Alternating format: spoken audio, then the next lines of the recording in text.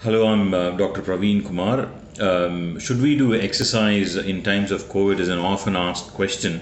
The answer to that simply is yes, exercise is important. And the reason is when you do exercise, the blood gets pumping in your body, and there are millions of immune cells that are trapped inside your bone marrow or the spleen, which come into the circulation. And when they are in the circulation, they're actually actively looking for viruses and other infections to attack and destroy. So yes, exercise is very important. Okay.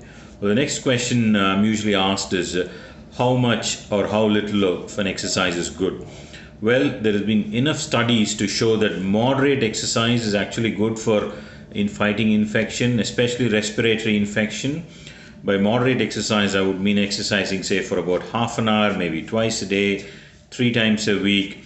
And the exercise can simply be just going for a walk outside, or if there is a lockdown and you can't walk, do it on your terrace or inside the house, going up and down stairs, simple things like that. Or if you like strength training exercises, your push-ups and squats, any of those exercises, you just need to keep moving. If you do that for half an hour to an hour, that will definitely be of a great help to you. But what is also important is not to overdo it. Say if you're doing exercise for an hour or more than an hour, doing a marathon, things like that, again, they can actually suppress your immunity. So I would like to repeat again, exercise is important and very useful in moderation. If you overdo it, it can actually suppress immunity as well. And of course, do take precautions like wearing a mask and maintaining social distance if there are other people around. It is also important, if you do have symptoms, then it is important not to do any exercise. You should take rest and get it checked out.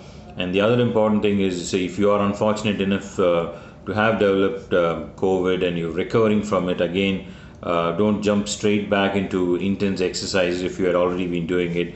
Do take the advice of a doctor as to how gradually you can ease back into doing your exercise. Stay safe.